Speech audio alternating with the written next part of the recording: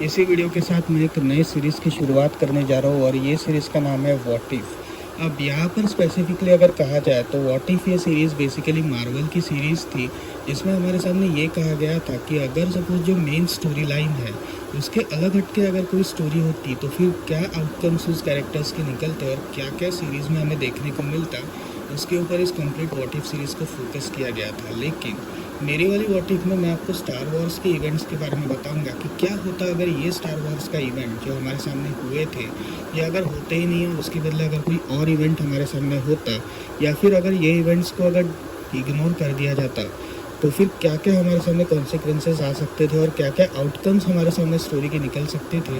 आज उसी के बारे में हम डिस्कस करेंगे। तो पहला जो एपिसोड है यानी जो इसकी पहली वीडियो है ये कम्प्लीटली डेडिकेटेड होगी डार्थ वेडर यानी एनाकिन स्काईवॉकर पर। तो इस वीडियो का एंड तक ज़रूर देखिएगा और अगर आपको वीडियो पसंद आए तो वीडियो को लाइक करके चैनल को सब्सक्राइब ज़रूर कर दीजिएगा। So without wasting any time let's start this video. तो आप में से काफ़ी सारे लोग इस बात को जानते होंगे कि डार्थ वेडर बनने से पहले वो एक एनाकिन स्काईवॉकर नाम का जेडाई वॉरियर था जिसने काफ़ी हद तक पावर गेन कर ली थी ओबी-वान केनोबी के गाइडेंस में आकर, और वो काफ़ी हद तक एक अच्छा इंसान था। लेकिन पैल्पेटिन जनरल पैल्पेटिन के इन्फ्लुएंस में आने की वजह से वो डार्थ वेडर बाद में बनता है और वो डार्थ वेडर बनकर एक विलन बनता है। अब यहाँ पर अगर आपको इस कंप्लीट स्टोरी का कंटेक्स्ट जानना है तो मैं आप सभी को एडवाइस करूँगा कि आप सभी स्टार वॉर्स की पहली 3 मूवीज़ जिसमें चैप्टर 1, चैप्टर 2 और चैप्टर 3, इन तीनों मूवीज़ को ज़रूर एक बार वॉच कर ले ताकि आप इस कंप्लीट स्टोरी के कंटेक्स्ट को समझ सकें। अगर आपको पता होगा तो स्टार वॉर्स की बेसिकली स्टोरी में ऐसा बताया गया था, पार्ट 1, पार्ट 2 और पार्ट 3 इन तीनों स्टोरीज़ में ऐसा बताया गया था कि जनरल पैल्पेटिन वॉज द वन जिसने एनाकिन के अंदर एक ईविल को पैदा किया था। एक्चुअली बचपन से ही जनरल पैल्पेटिन की नज़र एनाकिन पर थी और वो एनाकिन को कुछ भी करके सिथ में इन्वॉल्व करना चाहता था क्योंकि उसे ये बात पता थी कि एनाकिन के अंदर बहुत ज़्यादा पोटेंशियल है और वो बहुत ज़्यादा पावरफुल आने वाले टाइम में बन सकता है और वो पूरे कंप्लीट जेडाई को ओवरकम भी कर सकता है, ओवरशैडो भी कर सकता है।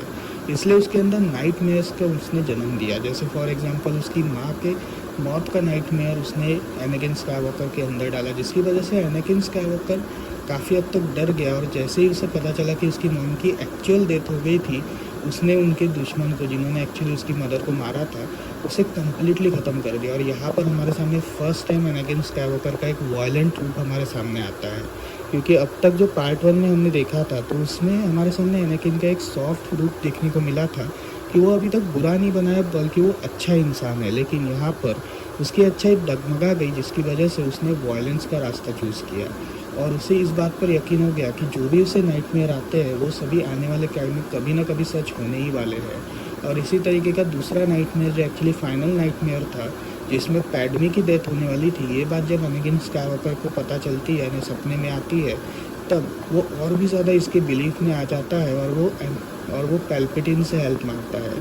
पैल्पेटिन उसे सीथ का रास्ता ज्वाइन करने को कहते हैं, जिसके बाद एनाकिन सीथ के रास्ते को ज्वाइन कर डार्थ वेडर बन जाता है। तो ये है इस यूनिवर्स की कहानी जो नॉर्मली कहानी चलती आ रही है। लेकिन क्या हो अगर हम इसमें एक स्लाइड चेंज करते, जैसे फॉर एग्जांपल जब एनाकिन स्काईवॉकर को ये बात पता चलती है कि जनरल पैल्पेटिन इज़ एक्चुअली ईविल और उसी के साथ साथ वो एक सिथ है, तब अगर सपोज़ वो जेडाई काउंसिल की तरफ ये कंप्लेंट करता कि फॉर एग्जांपल जेडाई काउंसिल को वो बुला लेता उसी टाइम पे, तो क्या होता।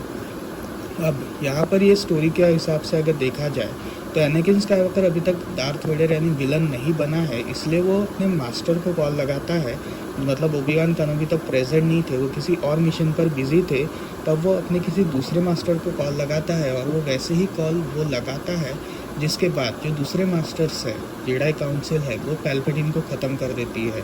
पैल्पेटिन की मौत की वजह से जो एनाकिन स्काईवॉकर डार्थ वेडर बनने वाला था वो कभी डार्थ वेडर बनता ही नहीं है और डार्थ वेडर ना बनने की वजह से वो कभी विलन ही नहीं बनता। लेकिन क्या ये बात सच है? मतलब उसकी वाइफ भी ज़िंदा बचती है और उसके बच्चे भी होते, लिया कभी जुदा ही नहीं होता as a brother and sister, लेकिन वो कभी बुरा नहीं बनता। क्या ये बात सच है? तो मैं आपको बताता हूँ कि उसके चांसेस बहुत कम थे क्योंकि फ्यूचर में कभी ना कभी वो बुरा बनने ही वाला था। लेकिन अगर वो सपोज़ फ्यूचर में बुरा बनता तो एक बहुत पावरफुल बनता और उसी के साथ साथ वो कंप्लीट जेडाई काउंसिल को वाइप आउट कर देता। अगर आप में से काफ़ी सारे लोगों ने इसके थर्ड पार्ट को देखा होगा, तो थर्ड पार्ट में जब एनाकिन स्काईवॉकर ट्रेनर बनने की ज़िद करता है, यानी उसे जेडाई मास्टर बनना था, क्योंकि ऑलरेडी वो अशोका को ट्रेन कर रहा था, और तब वो ये इच्छा जताता है कि उसे भी एक जेडाई मास्टर बनना है। तब मास्टर योडा और उसी के साथ साथ जो बाकी के सीनियर जेडाई काउंसिल्स थे, उन्होंने इस बात को लेके हामी नहीं भरी थी, और उन्होंने एनाकिन स्काईवॉकर से ये कहा था कि वो ये नहीं कर सकता क्योंकि अभी वो रेडी नहीं है।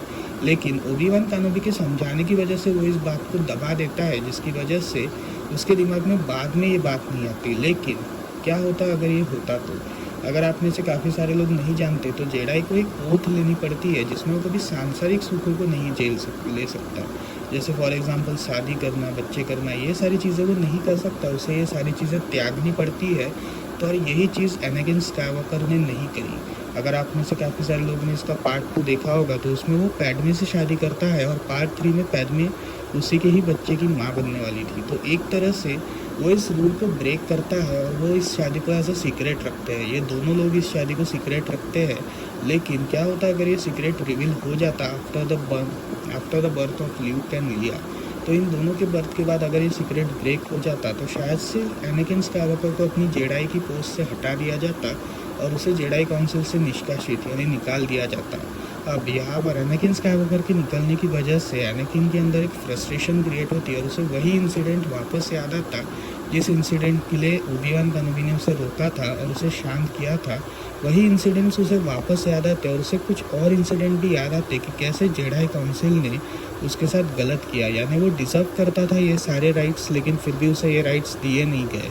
और कल को वो शायद से जेडाई के अगेंस्ट भी चला जाता।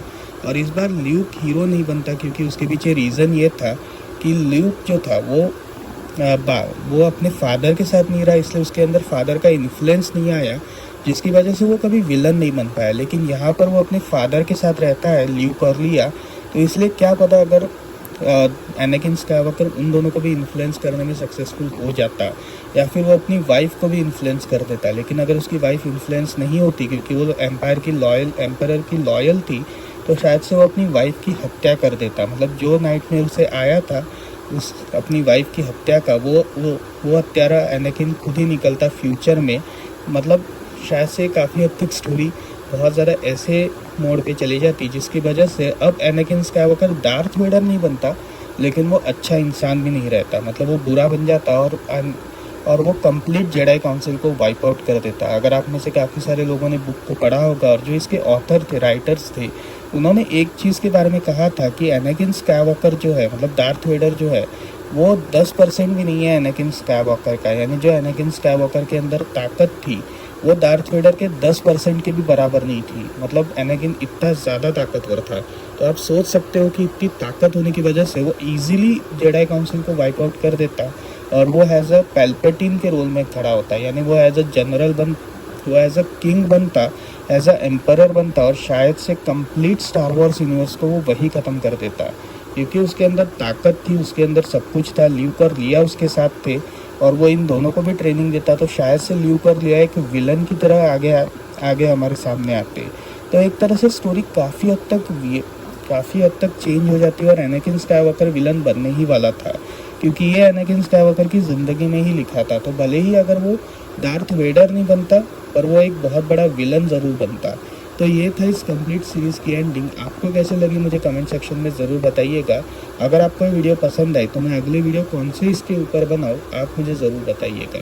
सो मिलते हैं अगली वीडियो में, तब तक के लिए बाय।